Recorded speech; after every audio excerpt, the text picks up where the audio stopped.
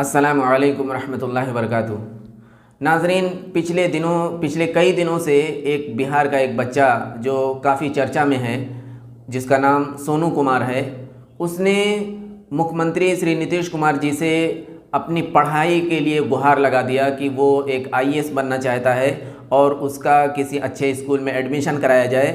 उसकी वजह उसने बताया कि उसके स्कूल में अच्छी पढ़ाई नहीं होती, उसके स्कूल का सिस्टम बिल्कुल ख़राब है, टीचर को पढ़ाना नहीं आता। यहाँ तक कि अंग्रेज़ी के टीचर का उसने नाम लिया कि उनको अंग्रेज़ी तक नहीं आती तो वो फिर क्या पढ़ाएंगे। साथ ही साथ उसने अपने घर वालों के बारे में भी जिक्र किया कि उसके पिता शराब पीते हैं, तो उसके घर की बदहाली का उसने ज़िक्र करते हुए ये गोया सामने बात रखी कि ना तो मेरा घर इस कंडीशन में है कि बाहर पढ़ा सके, और ना ही जिस सरकारी स्कूल में पढ़ता हूँ वो इस लायक है कि मैं वहाँ पढ़ लिख करके कुछ बन सकूँ, इसलिए मुझे किसी अच्छे स्कूल में एडमिशन कराया जाए। ख़ास तौर से उसने सैनिक स्कूल का नाम लिया कि उसे सैनिक स्कूल में एडमिशन दिलाया जाए। नाजरीन, दरअसल ये किसी एक सोनू का सवाल नहीं है और ना ही किसी एक स्कूल का सवाल है। इस तरह के न जाने कितने स्कूल इस हिंदुस्तान के गाँव में चल रहे हैं जहाँ पे बच्चों को बैठने के लिए बेंच तक नहीं है, बच्चों को टाट पे बैठना पड़ता है, और जहाँ के टीचर्स ऐसे हैं कि उनको अंग्रेज़ी तक नहीं आती और अंग्रेज़ी के टीचर बने हुए हैं। ताज्जुब ये है कि एक पत्रकार ने जा कर के उस अंग्रेज़ी टीचर से सवालात किए, इंटरव्यू लिया और सिर्फ इतना पूछा कि आप एडमिशन की स्पेलिंग बता दीजिए, जबकि एडमिशन का उसने कुछ एडमिशन के बारे में बातचीत हो रही थी, तो पत्रकार साहब ने कहा कि आपने एडमिशन का नाम लिया है, एडमिशन लफ्ज़ बोला है, आप एडमिशन की स्पेलिंग बता दीजिए। और फिर हेडमास्टर बोला है आपने, तो हेडमास्टर की स्पेलिंग आप बता दीजिए। वो टीचर साहब वो स्पेलिंग तक नहीं बता सके। अब आगे की बात आप सोच सकते हैं कि वो उनके अंदर उनकी नॉलेज क्या है, उनकी इंग्लिश कैसी है। सबसे पहले तो उस बच्चे ने हमारे प्रशासन को आईना दिखाया है कि तुम्हारा जो शिक्षा व्यवस्था है वो किस हद तक गिरा हुआ है कि तुम्हारे सरकारी स्कूलों में जहां टीचरों को मोटी मोटी तनख्वाहें दी जाती हैं, जहां बहुत सारे फंड अलाट होते हैं, वहां हाल ये है कि बच्चे टाट पर बैठ करके पढ़ाई करते हैं। साथ ही साथ वहां के टीचर इतने गए गुजरे हैं कि उनको अंग्रेज़ी के टीचर को अंग्रेज़ी की वो एडमिशन की स्पेलिंग नहीं बोल सकते, वो हेडमास्टर की स्पेलिंग उनको नहीं आती। ऐसे लोग वहाँ नियुक्त हैं। उसने ये सवाल उठाया है कि आखिर इन सारी नियुक्तियों का जिम्मेदार कौन है? क्या सरकार इसकी जिम्मेदारी नहीं ले सकती? क्या सरकार की जिम्मेदारी नहीं बनती है कि इन सब चीज़ों पर कार्रवाई करे? हम तो जुट गए बस एक सोनू को एडमिशन कराने के लिए।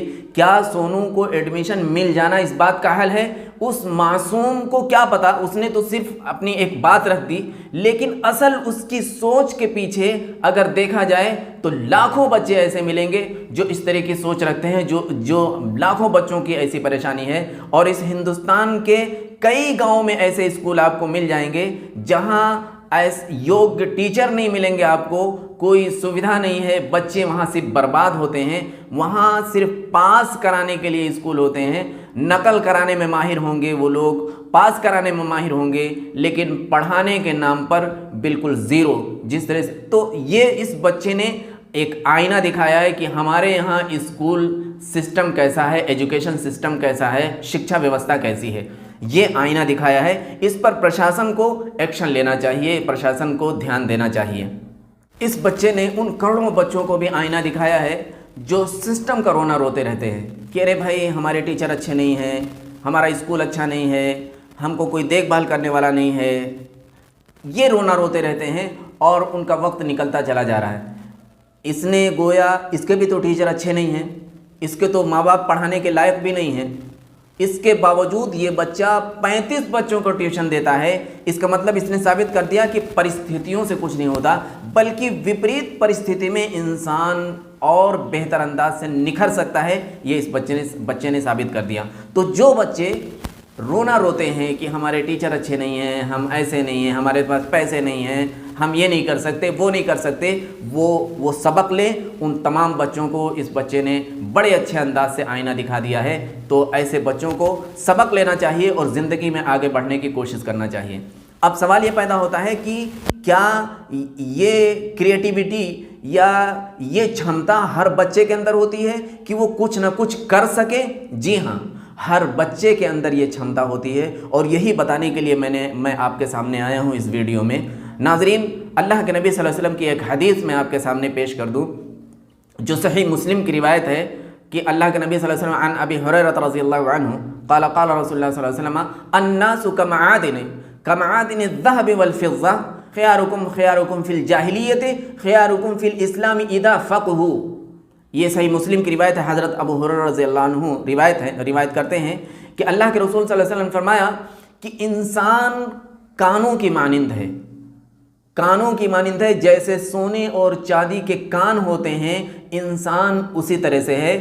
तुम में जो शख्स ज़माने जाहिलियत में फ़जीलत वाला था वो इस्लाम लाने के बाद भी फ़जीलत वाला हो सकता है अगर दीन की समझ हासिल कर ले। ये हदीस है। नाज़रीन, इसमें अल्लाह के नबी सल्लल्लाहु अलैहि वसल्लम फरमाया इंसान कानों की मानिंद है, यानी जिस तरह से सोने चांदी के कान होते हैं, हम उसकी खुदाई करते हैं तो बहुत सारा भंडार निकलता है, वैसे ही इंसान के अंदर बहुत सारे ख़जाने छुपे हुए हैं। वो उसके अंदर बहुत सारे हुनर अल्लाह रब्बुल इज़्ज़त ने रख दिए हैं। वो अपने अंदर, हर इंसान के अंदर कोई ना कोई ऐसा हुनर और ऐसी क्रिएटिविटी, ऐसी क्वालिटी होती है जिसको वो सामने ला करके दुनिया के सामने अपने आप को मनवा सकता है, दुनिया के सामने अपना लोहा मनवा सकता है। हर इंसान के अंदर अल्लाह ने कुछ ना कुछ रख रखा है। किसी के अंदर लीडरशिप की क्वालिटी होती है, किसी के अंदर राइटिंग की क्वालिटी होती है, तो किसी के अंदर एक्टिंग की क्वालिटी होती है, किसी के अंदर कुछ क्वालिटी होती है। कोई साइंटिस्ट बन जाता है, कोई साइंटिस्ट बन सकता है, कोई कुछ। तो हर बच्चे के अंदर, हर इंसान के अंदर कोई ना कोई क्वालिटी। और किस तरह क्वालिटी? अल्लाह के नबी सल्लल्लाहु अलैहि वसल्लम फरमाया जैसे सोने और चांदी के कान हो, इंसान कानों की मानिंद है किसी के अंदर, यानी उस क्वालिटी का खजाना है, बहुत आगे निकल सकता है। हम क्या करते हैं?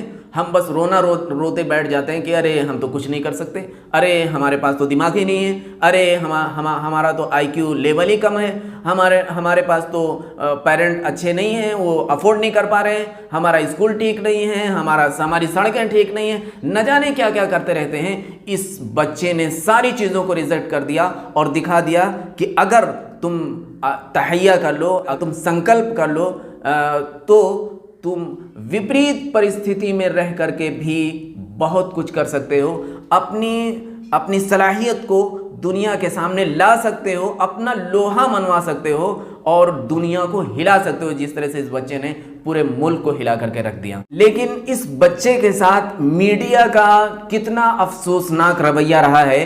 इस बच्चे की जो आवाज़ थी वो यही थी कि ए दुनिया वालों, विपरीत परिस्थिति से कुछ नहीं होता, तुम आगे बढ़ो, तुम्हारे अंदर जो सलाहियत है उसको आगे निकालो, उसको निखारने की कोशिश करो, तुम दुनिया के सामने अपना लोहा मनवा सकते हो। दूसरी चीज़, इसने ये भी जाहिर किया कि ये आईना दिखाया कि इस हिंदुस्तान के कितने गांव ऐसे हैं जहां सरकारी स्कूलों की बदहाली इस कदर है कि वहां के टीचर्स को सब्जेक्ट पढ़ाना नहीं आता, सब्जेक्ट आता ही नहीं है, तो फिर हुकूमत को इस पर एक्शन लेना चाहिए। लेकिन इन सब बातों को मीडिया ने दरकिनार करके बस सोनू को एडमिशन चाहिए, सोनू पढ़ना चाहता है, सोनू IAS बनना चाहता है, सोनू रो रहा है, सोनू हंस रहा है, सोनू ये कर रहा है, सोनू वो कर रहा है, इस तरह की बातें, खबरें और इस तरह से क्लिप पूरे YouTube में भरी पड़ी हैं। जबकि बच्चे की मेन सोच यही थी कि स्कूल, हमारे सरकारी स्कूल में अच्छे टीचर क्यों नहीं हैं, जबकि उनको अच्छी तनख्वाह मिलती है। बल्कि उसने इस बात को कहा भी कि जिस टीचर पे मैंने सवाल उठाया उस टीचर को बर्खास्त क्यों नहीं किया गया, उस टीचर को सस्पेंड क्यों नहीं किया गया, और यहाँ के एडमिनिस्ट्रेशन ने, यहाँ के DM ने उसके खिलाफ कार्रवाई क्यों नहीं की, स्कूलों के खिलाफ कार्रवाई क्यों नहीं की जा रही। असल बच्चे की सोच ये थी। लेकिन हमारी चाटुकारिता में माहिर मीडिया ने उस बच्चे की इस सोच को कुचलने में बड़ी महारत दिखाई और उसके बाद उसको, आपको एडमिशन मिल जाएगा, आप फिर उधर से सोनू सूद जी आ रहे हैं, उधर से फलाने आ रहे हैं, उधर से ढमाके आ रहे हैं, हम आपको 50,000 दे रहे हैं, हम आपको 1 लाख दे रहे हैं, फला स्कूल में एडमिशन दिला रहे हैं, फला जगह, तमाम तरह की बातें चलनी शुरू हो गई। सवाल ये है कि क्या वो सिर्फ एक सोनू की प्रॉब्लम है? क्या वो सिर्फ एक स्कूल की प्रॉब्लम है? एक स्कूल का सवाल है? अरे साहब, इस हिंदुस्तान में बहुत सैकड़ों स्कूल आपको मिल जाएंगे, हजारों स्कूल आपको मिल जाएंगे जहां का वही हाल है जो सोनू ने आपको दिखाया है। सोनू ने सिर्फ एक आईना दिखाया है, आप पूरे हिंदुस्तान को उसमें देख सकते हैं।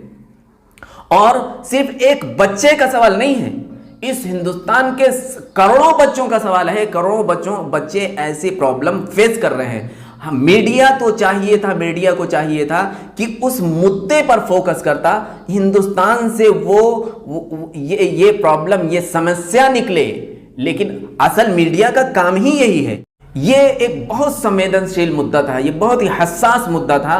हमारी मीडिया को इस मुद्दे पर बात करनी चाहिए, लेकिन इसकी चाटुकारिता ने इसको इतना बुलंद कर दिया है, इतना बहला दिया है कि इसने इस हसास मुद्दे को भी दरकिनार कर दिया, इतनी संवेदनशील बात को भी दरकिनार कर दिया, और उस मासूम की जो असल जो मैसेज था, मासूम की जो असल बात थी, उसको कन्वर्ट कर दिया, उसको डाइवर्ट कर दिया गया, और उसको बहला फुसला करके उसको कोई आ रहा है यूट्यूबर बना रहा है, कोई आ रहा है कुछ बना रहा है, कोई कुछ दे रहा है। यानी वो अब बच्चा है, 11 साल का बच्चा, उसको आप जहां चाहें मोड़ सकते हैं। लेकिन उस बच्चे ने आखिर में भी यही कहा कि उस स्कूल के खिलाफ कार्रवाई क्यों नहीं हो रही है, ये मीडिया हमें बहका रही है, मीडिया हमें फुसला रही है। हालांकि उस बच्चे के अल्फाज को अगर ना जाया जाए, उसके इमोशन पे जाया जाए, वो कहना क्या चाहता है। बच्चों के आप अगर अल्फाज पे जाएंगे तो असल मुद्दे तक नहीं पहुंच पाएंगे। बच्चा यही कहना चाह रहा है कि इस हिंदुस्तान में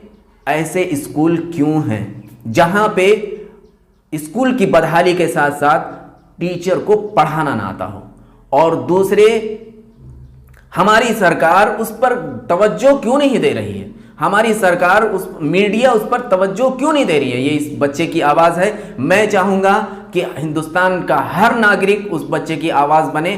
तो नाजरीन, उस बच्चे ने सबसे पहले तो यहाँ के प्रशासन को आईना दिखाया कि यहाँ का प्रशासन अब शिक्षा व्यवस्था को दुरुस्त नहीं कर रहा है, दुरुस्त नहीं करना चाहता है, जबकि ऐसा नहीं होना चाहिए। प्रशासन को शिक्षा व्यवस्था को दुरुस्त करना चाहिए। दूसरे बहुत सारे करोड़ों बच्चों को आईना दिखाया है कि जो अपने परिस्थितियों का रोना रोते रहते हैं और ज़िंदगी में आगे बढ़ने की कोशिश नहीं करते। उसने ये साबित कर दिया है कि परिस्थितियाँ कुछ नहीं होती हैं, हालात कुछ नहीं होते हैं, बल्कि विपरीत हालात में भी, विपरीत परिस्थिति में भी आदमी अपना लोहा मनवा सकता है, अपनी बात रख सकता है, अपने आप को निखार सकता है। ये बात साबित कर दिया, और ये बात हक भी है। हर इंसान के अंदर कोई ना कोई क्वालिटी होती है जिसके ज़रिए से वो दुनिया के सामने अपना लोहा मनवा सके। इसका मैंने हदीस आपके सामने पेश कर दिया, और साथ ही साथ उन तमाम पत्रकारों के चेहरों को भी बेनकाब कर दिया है जो सिर्फ चाटुकारिता में असल मुद्दे को हटा करके और बिला वजह के मुद्दों में, बिला वजह के सवालात में पूरी जनता को, हिंदुस्तान को उलझा देते हैं, और असल मुद्दा वहीं के वहीं दब जाता है। इस बच्चे के तमाम अगर वीडियोस, इस बच्चे के तमाम बयानात को अगर हम देखें तो यही समझ में आता है कि हमारी मीडिया का बहुत अफसोसनाक रवैया है जो असल मुद्दे पे बात नहीं करना चाहती।